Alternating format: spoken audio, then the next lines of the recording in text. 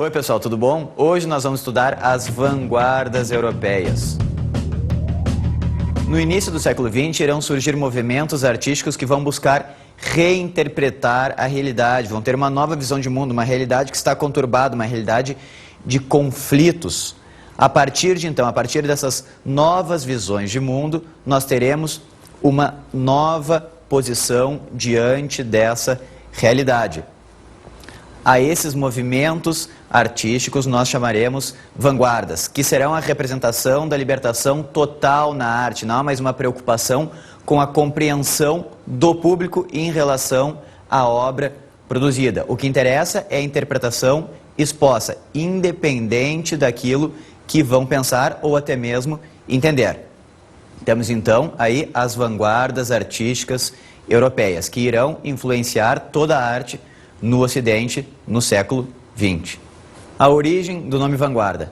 Da onde vem esse nome vanguarda? Bom, essa palavra é a união de dois termos franceses. O primeiro deles é a palavra avant, que significa antes, anterior. E a palavra guarda no português deriva de garde, em francês, que significa guarda.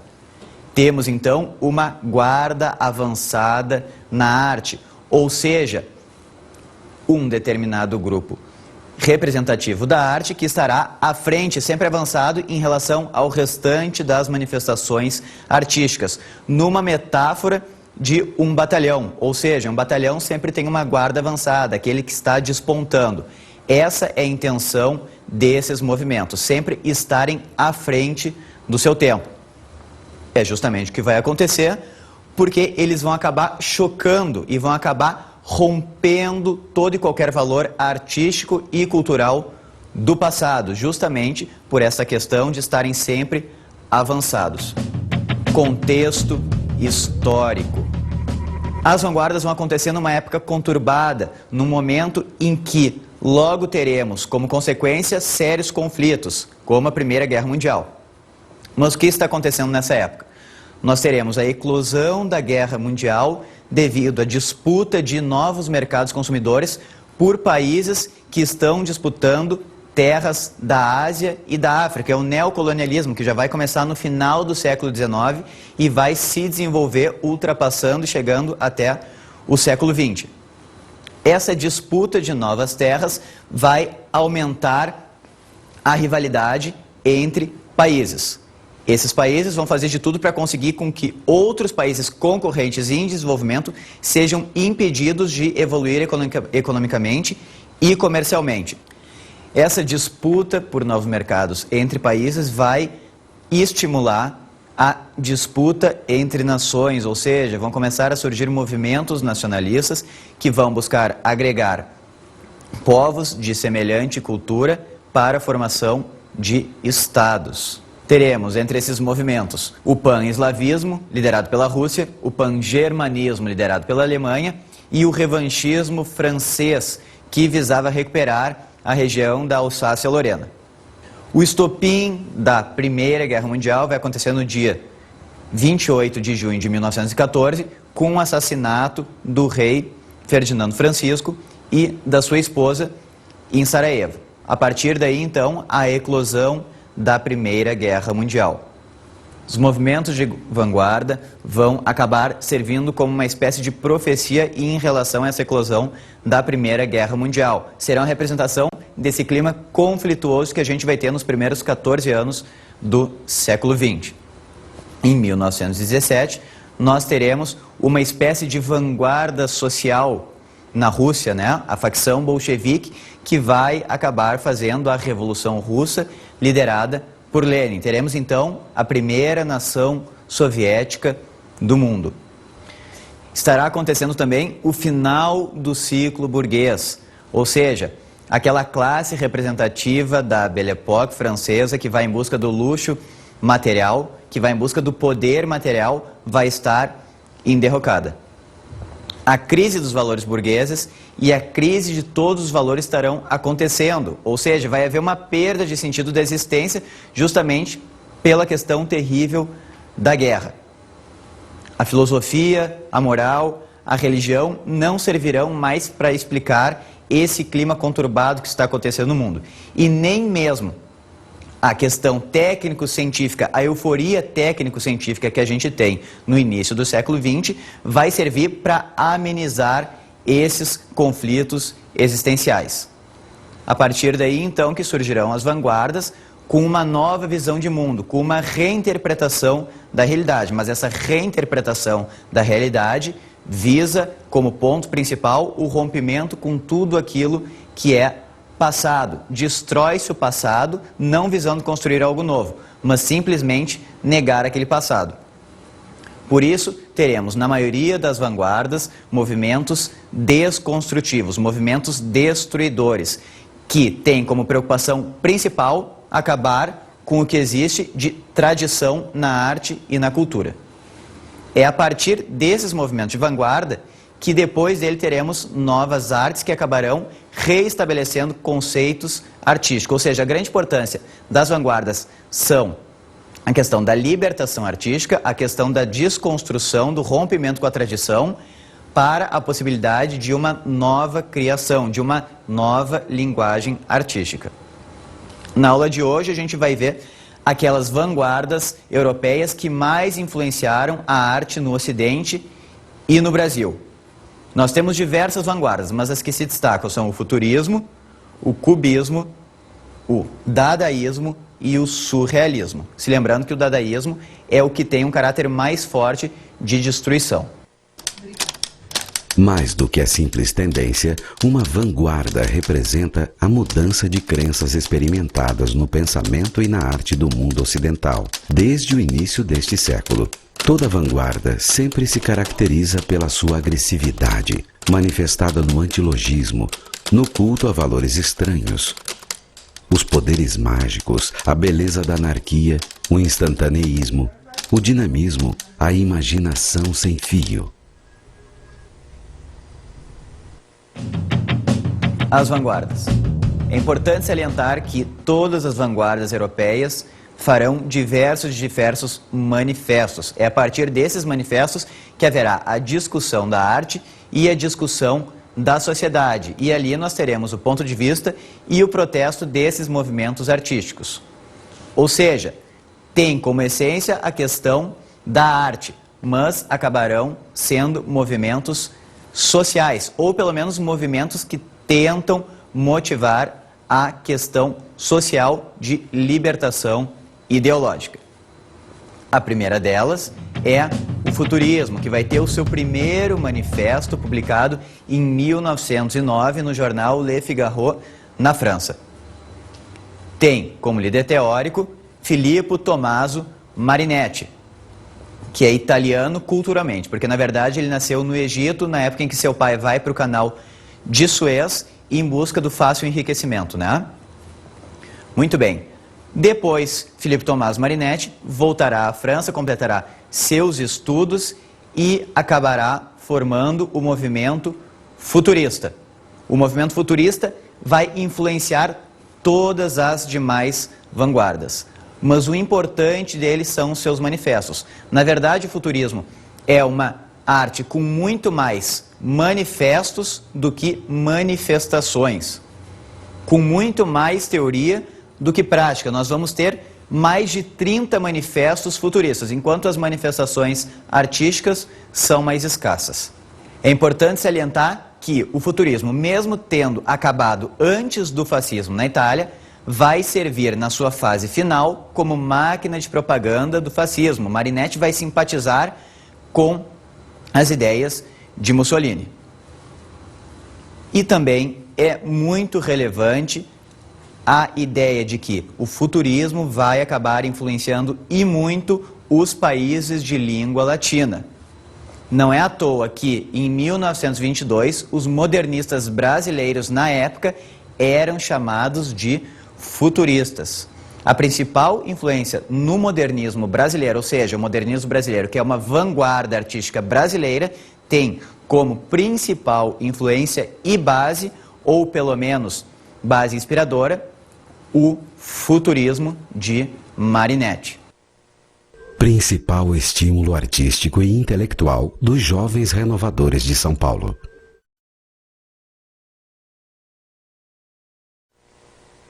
Vamos ver agora as 3 principais características do futurismo. A primeira delas é o culto à máquina, à velocidade e à guerra. O culto à máquina e à velocidade é a representação de uma ruptura com o passado que é lento, o passado monótono, o passado atrasado tecnologicamente. A velocidade dá a ideia de uma fuga desse passado, não precisa-se mais desse passado. A perspectiva do futurista é a perspectiva do avião. O futurista vai olhar tudo por cima, tudo de cima e em alta velocidade, graças ao poder da máquina. E a guerra era tida como uma forma de higiene do mundo. A guerra servia para se higienizar o mundo, ou seja, se acabavam os conflitos a partir da guerra. E é muito interessante a gente fazer a analogia com os tempos atuais, da ideia de se conquistar a paz indo fazer uma guerra, né? Nós queremos glorificar a guerra, única higiene do mundo, o militarismo, o patriotismo, o gesto destruidor dos anarquistas, as belas ideias que matam. A segunda característica que nós temos no futurismo é a questão da realidade em pleno movimento. Toda pintura futurista vai estar representando algum movimento. A gente pode até não entender aquela figura por não ser uma imagem concreta, mas ela nos passa a ideia de movimento. E os futuristas falavam que se fosse pintado um cavalo correndo, ou seja, um cavalo em pleno movimento, uma realidade em pleno movimento, ele não teria apenas 4 patas, ele teria 20 patas. E por que isso? Porque o movimento em alta velocidade daria a impressão de que essas 4 patas se multiplicariam. A gente não conseguiria visar apenas uma dessas patas, dessas 4 patas. Apareceram várias patas em diversos lugares pelo fato dessa realidade estar em movimento e em alta velocidade. As palavras em liberdade e a analogia. O que são as palavras em liberdade? Elas não estão mais presas pela pontuação, não estão mais presas aos nexos conectivos e conjuntivos. Os verbos não precisam mais ser conjugados e temos basicamente nomes, basicamente substantivos. Temos estruturas nominais de poesia. Ou seja, quando tivermos um substantivo, ele estará sozinho. Ele não virá acompanhado de um adjetivo. Por quê? Porque um adjetivo estará determinando aquele substantivo. E essa determinação, essa caracterização, essa característica, essa qualidade é um momento de parada do ser humano, é um momento de meditação, porque ele vai fazer a análise daquele substantivo a partir do adjetivo determinante. Logo, isso é símbolo de parada, símbolo de monotonia. O futurista quer a velocidade da máquina. Logo, como se consegue fazer na arte, na literatura, essa representação, essa tentativa de representação da velocidade? Colocam-se diversos substantivos e se estabelece analogias entre esses substantivos. Por mais absurdas que pareçam essas analogias, elas servem para imprimir velocidade à significação. Se lembrando que nas vanguardas não necessariamente a gente vai conseguir compreender de forma completa um texto ou uma pintura. Nas vanguardas é muito mais relevante a questão de sentir do que compreender totalmente. Lembre-se que a gente ainda vai estar no campo dos símbolos, né? Se lembrando que o simbolismo lá no final do século XIX vai abrir caminho para as vanguardas. E desde então a arte vai lidar com os símbolos. As vanguardas não serão diferentes. O futurismo faz parte delas. Assim como a velocidade aérea multiplicou o nosso conhecimento do mundo, a percepção por analogia torna-se sempre mais natural para o homem. Abolir também a pontuação. Estando supressos os adjetivos, os advérbios e as conjunções, a pontuação está naturalmente anulada na continuidade vária de um estilo vivo. Quanto mais as imagens contenham ligações vastas, tanto mais tempo elas conservarão a sua força de estupefação.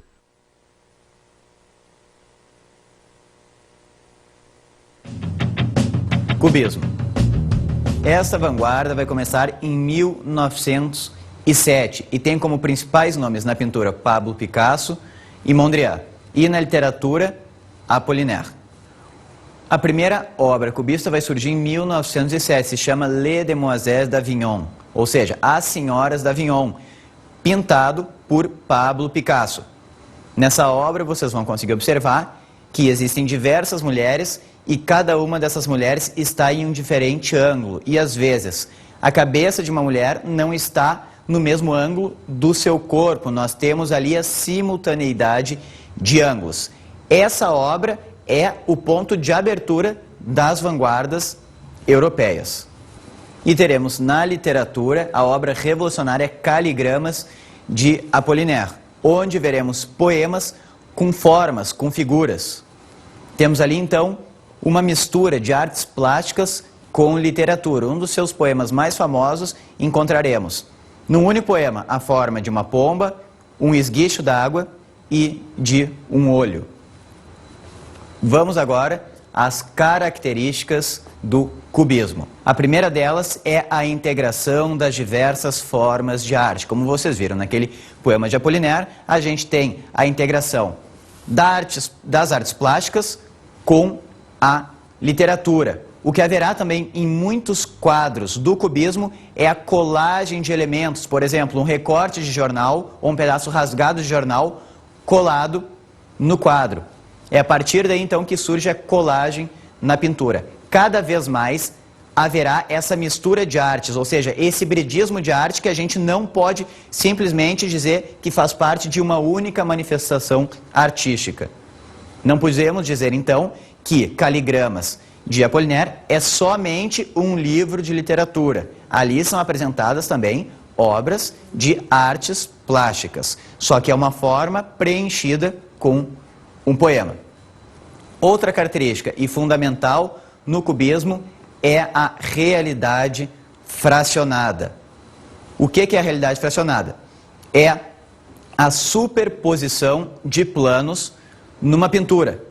Como isso se dá? A gente vai ter o rosto de uma pessoa, o nariz dessa pessoa vai estar de perfil, um dos olhos vai estar de frente, o outro olho vai estar no perfil invertido e assim por diante. É uma superposição de formas simultâneas. O que o artista está querendo com isso? Está querendo demonstrar que tem o conhecimento amplo da realidade e também está querendo demonstrar uma relativização da mesma. Por quê? Porque ele sabe que não existe apenas uma realidade, ou seja, não existe apenas uma verdade. Existem várias realidades simultâneas. Logo, para demonstrar isso em forma de arte, ele vai pintar uma única figura em todos os seus ângulos simultaneamente. O artista demonstra um domínio e uma consciência dessa realidade. O ilogismo e o anti-intelectualismo. O artista cubista busca representar tudo aquilo que seja não racional. Daí a utilização de técnicas como a simultaneidade e como o instantaneísmo, né? Uma ideia de demonstração caótica da realidade. E, em se falando de algo caótico, nós temos a última característica, que é a linguagem nominal e caótica. Qual a intenção dessa estrutura nominal na literatura cubista? A intenção, além de demonstrar as diversas faces da realidade, a partir também de analogias, demonstrar o quão caótica é a realidade e a criação artística, e também o quão espontânea ela é. Ou seja, não há uma busca da palavra ideal, da palavra perfeita, simplesmente há a espontaneidade na criação. Jogam-se as palavras, jogam-se os nomes e se estabelece a analogia de uma forma automática, de uma forma instantânea. Vamos agora à próxima vanguarda europeia, que é o dadaísmo. O dadaísmo vai surgir em 1916 com um manifesto feito pelo escritor Tristan Tzara. O nome desse primeiro manifesto dadaísta é Manifesto do Senhor Antipyrina. Na ideologia dadaísta, a gente vai ter um rompimento com o passado, mas não algo tão simples assim. Na verdade, é uma questão nihilista, uma questão de negação. Nega-se completamente o passado. mas não é que nem o futurismo, que vai negar o passado em vista de um futuro. O dadaísmo simplesmente nega, vai negar tudo. Essa vanguarda vai acontecer na Alemanha, especificamente em Zurique. E os principais dadaístas eram Tristan Tzara e Marcel Duchamp. Esses dois artistas e mais outros participantes do movimento se encontravam no Cabaré Voltaire para discutir o dadaísmo, para falar poesia dadaísta e até para expor suas obras dadaístas. É interessante salientar que à frente do Cabaré Voltaire morava ninguém mais, ninguém menos do que Lenin, o responsável pela Revolução Russa em 1917, né? O dadaísmo está acontecendo em 1916 em diante. Vamos, então, agora às características do dadaísmo. Apesar do termo dada, em alemão, significar algo relacionado à ingenuidade e em romeno significar a palavra sim, quando o romeno Tristan Tzara resolveu colocar esse nome, teve a intenção de não dizer nada. A única motivação de termos o nome dadaísmo, derivado da palavra dada, é o sem sentido de tudo. Dada não significa nada. E é por isso que temos como principal característica do dadaísmo o niilismo. O niilismo sendo um princípio filosófico pelo qual a negação de instituições, de hierarquias, de valores é o grau máximo de sabedoria. O dadaísta nega tudo, todos os valores eram negados. O dadaísta faz uma espécie de terrorismo cultural, se destrói tudo, nada tem sentido. Vamos ver agora um texto de Tristan Tzara. Nada de pintores, nada de literatos, nada de músicos, nada de escultores, nada de religiões, nada de republicanos, nada de realistas, nada de imperialistas, nada de anarquistas, nada de socialistas, nada de bolcheviques, nada de políticos, nada de proletários, nada de democratas, nada de burgueses, nada de aristocracia, nada de exércitos, nada de polícia, nada de pátrias, enfim, basta de todas essas imbecilidades. Não mais nada, não mais nada, nada, nada, nada.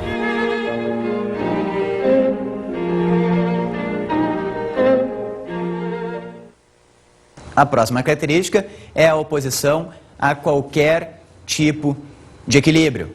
Temos no dadaísmo a improvisação na construção do poema, temos a improvisação nos poemas dadaístas, temos neologismo sem nenhum significado, demonstrando total desprezo pela participação consciente do público leitor. Ou seja, o dadaísta, além de negar tudo, nega também o seu público. Vamos ler agora Receita para fazer um poema dadaísta de Tristan Tzara. Pegue um jornal, pegue uma tesoura, escolha um artigo do jornal na dimensão que você quer dar ao seu poema.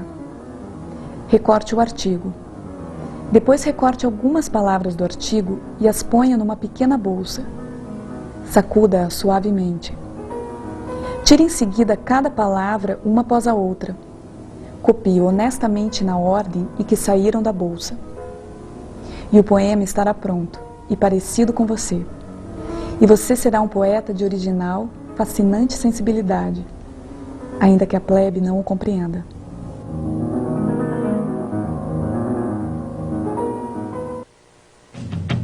Surrealismo. O surrealismo vai começar em 1924, na França, num período entre guerras.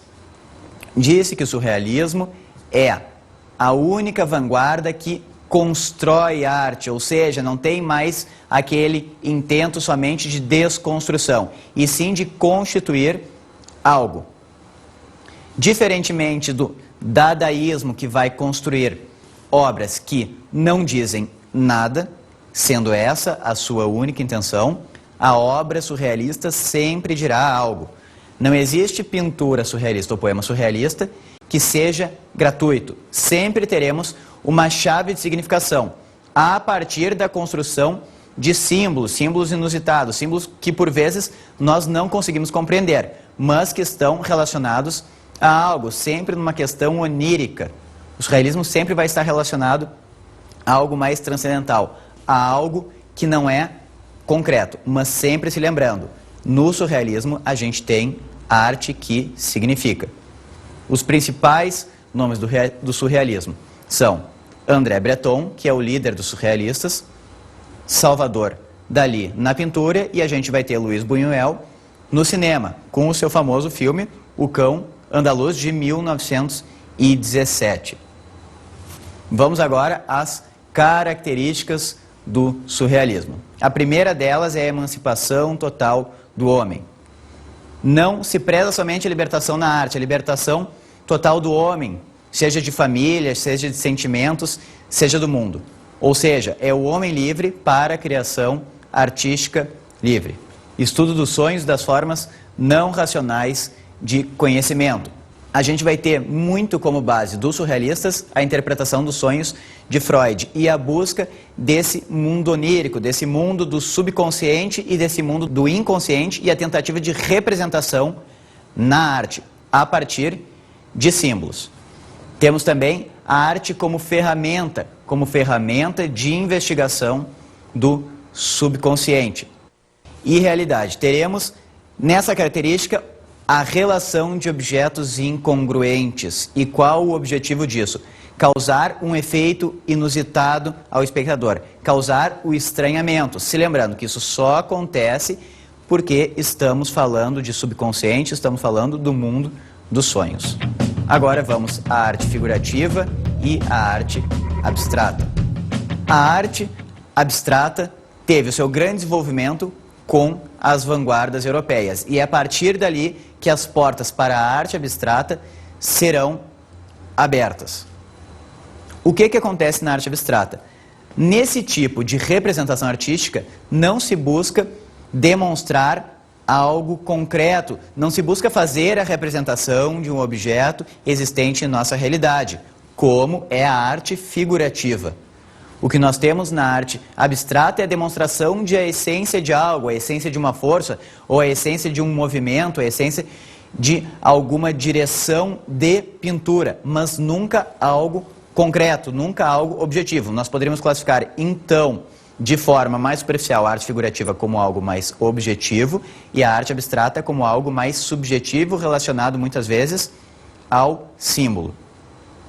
Vocês podem observar no quadro de Joan Miró essa questão da abstração. Não temos nada de concreto pintado ali, temos apenas a construção de símbolos, a construção de alguma essência que a gente não consegue explicar nunca objetivamente, não conseguimos explicar com palavras mais claras, e sim simplesmente conseguir captar as sensações que nos são passadas devido à pintura ser abstrata.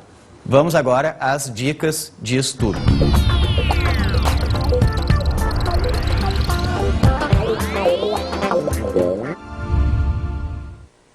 A minha dica de hoje é vocês assistirem o filme Um Cão Andaluz, de Luiz Buñuel, um filme de 1917. Vocês vão gostar muito, é um filme curto e que não se deve buscar alguma significação concreta, se lembrando que é um filme surrealista, ou seja, temos a arte abstrata.